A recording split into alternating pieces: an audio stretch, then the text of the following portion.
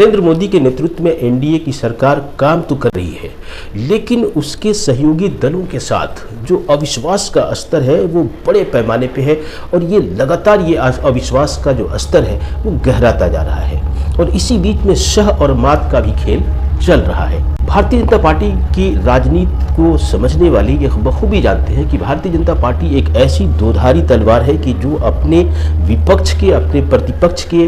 पार्टियों पे वार तो करती ही है, साथ ही साथ वो अपने सहयोगियों को भी नहीं बख्शती है और इसकी मिसालें पूरी सियासत में भरी पड़ी हैं। आपको महाराष्ट्र की घटनाएं याद होंगी जब शिवसेना को छिन्न भिन्न कर दिया था भारतीय जनता पार्टी ने। इतना ही नहीं, शरद पवार की पार्टी को भी टुकड़ों में बांट दिया था। अब जब नरेंद्र मोदी की सरकार केंद्र में बन चुकी है तो अब अमित शाह के लिए जो सबसे बड़ी चुनौती है वो ये है कि उसके जो सहयोगी दल है, जनता दल यूनाइटेड जिसके पास 12 सांसद हैं, टीडीपी जिसके पास 16 सांसद हैं, इन बैसाखियों पे चलना नरेंद्र मोदी को और अमित शाह को स्वीकार नहीं है। लिहाजा इनकी ये कोशिश है कि कैसे जनता दल यूनाइटेड को ख़त्म कर दिया जाए और इसी रणनीति का आभास नीतीश कुमार को हो चुका था और नीतीश कुमार ने जो चाल चली है सियासत में वह दाव इस तरह से चली है कि भारतीय जनता पार्टी को बैकफुट पे ही न सिर्फ आना पड़ा है बल्कि भारतीय जनता पार्टी एक तरह से नीतीश के दाव के सामने हिट विकेट हो चुकी है। आज हक की बात इरशादुल हक के साथ में हम इस मुद्दे पे चर्चा करेंगे और ये बताने की कोशिश करेंगे कि कैसे पिछले कुछ दिनों से भारतीय जनता पार्टी ये कोशिश कर रही थी कि जनता दल यूनाइटेड के 10 से 11 सांसदों को तोड़ा जाए और जो बैसाखी पे उनकी सरकार चल रही है वो सरकार बैसाखी पे न रहे। इसी तरह से यहाँ तक कहा जा रहा है कि चिराग पासवान की पार्टी के ऊपर भी भारतीय जनता पार्टी की नज़र है। इसी तरह तेलुगु देशम के ऊपर भी उसकी नज़र है, क्योंकि लगातार तेलुगु देशम पार्टी ऐसी शर्तें रखना शुरू कर चुकी है कि नरेंद्र मोदी के होश उड़े हुए हैं। दूसरी तरफ जनता दल यूनाइटेड ने भी जिस तरह से कमर कस लिया है उससे अब ये लगने लगा है कि भारतीय जनता पार्टी को यह आभास हो चुका है कि अगर उसकी सरकार जनता दल यूनाइटेड और टीडीपी के बैसाखियों पे चली तो आने वाला 5 साल बड़ी मुश्किलों भरा होगा। आपको याद होगा कि पिछले दिनों राष्ट्रीय कार्यकारिणी की बैठक हुई थी जनता दल यूनाइटेड की और उसमें संजय झा को कार्यकारी अध्यक्ष बना दिया गया था। इस घटना के बाद कई राजनीतिक विश्लेषक ये मान के चल रहे थे कि संजय झा भारतीय जनता पार्टी के इतने करीब है कि उन्हें कार्यकारी अध्यक्ष बना दिए जाने के बाद पार्टी भारतीय जनता पार्टी के और करीब होगी और इस वजह से नीतीश कुमार ने एक बहुत बड़ी गलती कर दी है और नीतीश कुमार को भी इस बात का एहसास हो ही चुका कि संजय झा एक ऐसे व्यक्ति हैं जो भारतीय जनता पार्टी से उसी तरह के रिश्ते बढ़ा सकते हैं जैसा कि किसी दौर में आरसीपी सिंह ने बढ़ाया था और नीतीश कुमार को गच्चा देने की कोशिश की थी। ये तो समय रहते नीतीश कुमार ने चेत लिया था और आरसीपी सिंह से अपना पिंड छुड़ाया था, लेकिन संजय झा को जिस तरह से कार्यकारी अध्यक्ष बना करके नीतीश कुमार ने जो भूल की थी उसकी भरपाई पिछले दिनों उन्होंने मनीष वर्मा को जनता दल यूनाइटेड के संगठन का महासचिव, राष्ट्रीय महासचिव बना करके पूरी कर ली है। मनीष वर्मा यूँ तो सियासत में एक अनजाने से नाम है, एक ऐसे शख्स का नाम है मनीष वर्मा जो सियासत के सामने आकर के नहीं, सियासत को पर्दे के पीछे रह करके पिछले 5-6 सालों से प्रभावित कर रहे थे। उस मनीष वर्मा को अचानक पिछले 3 से 4 दिन पहले जनता दल यूनाइटेड ने पहले तो उन्हें पार्टी में शामिल कराया और शामिल कराने के तीसरे ही दिन उन्हें जनता दल यूनाइटेड के राष्ट्रीय महासचिव के पद की जिम्मेदारी सौंपी। मनीष वर्मा को समझने के लिए उनके इतिहास को समझना बहुत ज़रूरी है। मनीष वर्मा दरअसल 2000 कैडर के आईएएस ऑफिसर हैं उड़ीसा के। उड़ीसा में उन्होंने तकरीबन 12 साल नौकरी की, कई ज़िलों में वो कलेक्टर रहे, लेकिन 2012 में उन्होंने इंटर स्टेट डिपुटेशन में बिहार आने की इच्छा प्रकट की और उनकी इस इच्छा को नीतीश कुमार ने स्वीकार किया और उन्हें बिहार में लाया और 6 वर्षों तक जो इंटर स्टेट डिपुटेशन का जो कार्यकाल है उन 6 वर्षों तक मनीष वर्मा पटना और पूर्णिया के डीएम रहे। मनीष वर्मा की एक और खूबी यह है कि मनीष वर्मा नालंदा के रहने वाले हैं और न सिर्फ नालंदा के रहने वाले हैं बल्कि वो उसी समाज से आते हैं जिस जाति से नीतीश कुमार आते हैं। तो 2012 से 2018 तक उन्होंने इंटर स्टेट डिपुटेशन पे काम किया, लेकिन जब उनकी वो अवधि समाप्त हो गई तो नीतीश कुमार ने उन्हें सजेस्ट किया कि वो आईएएस के पद से त्यागपत्र दे दें।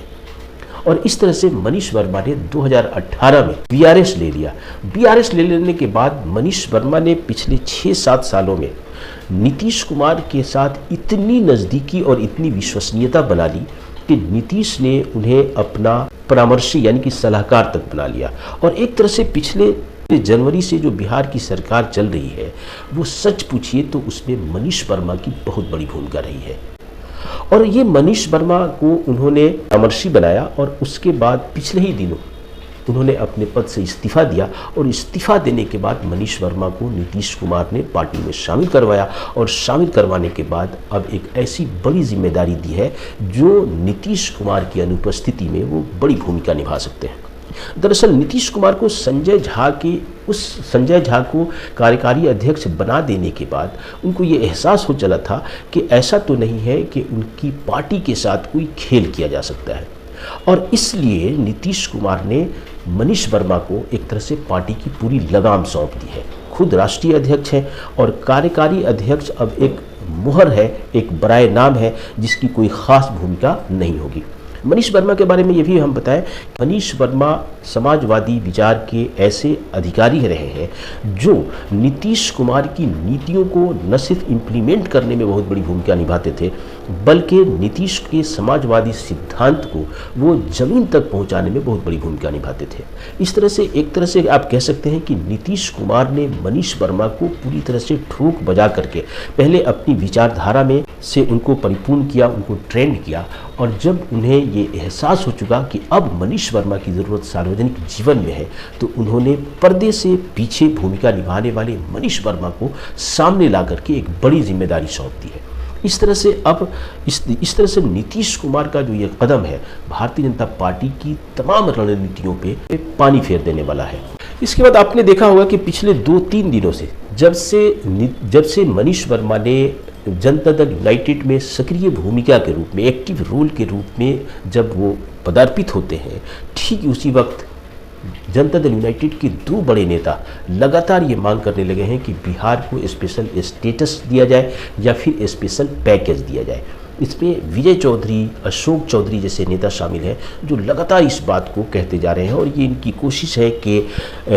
जो बजट आ रहा है 22-23 जुलाई को, उस बजट से पहले ये फैसला हो जाना चाहिए कि बिहार को स्पेशल स्टेटस अगर न मिले तो स्पेशल पैकेज दिया जाए। उसमें कम से कम 30,000 करोड़ रुपए की डिमांड भी कर दी गई है। तो एक तरह से नीतीश कुमार ने भारतीय जनता पार्टी के खिलाफ दोहरा शिकंजा कसने की कोशिश की है। और इस शिकंजे के तहत एक तो उन्होंने अपनी पार्टी को मनीष वर्मा को सामने ला करके एक तरह से सुरक्षित करने की कोशिश की है, क्योंकि नीतीश कुमार को ये पता है कि उनकी पार्टी में कुछ ऐसे सांसद ज़रूर हैं जो भारतीय जनता पार्टी के करीब जाना चाहते हैं। आपने देवेश चंद्र ठाकुर का अगर आप याद करें, जो सीतामढ़ी के सांसद हैं, जिन्होंने सांसद बनने के फौरन बाद सांप्रदायिक बयान दिया था और भारतीय जनता पार्टी के राग को आलापा था कि वो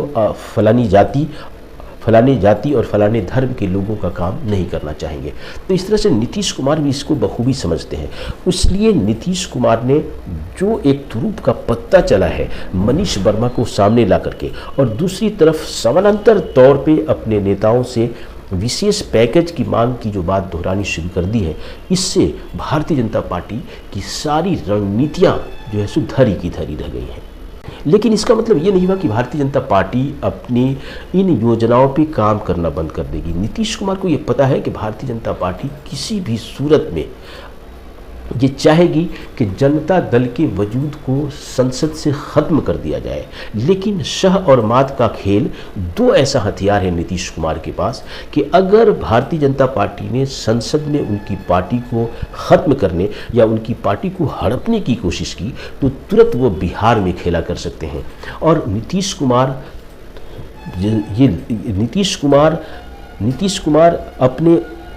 कुमार यह भी फैसला ले सकते हैं कि वो रातों रात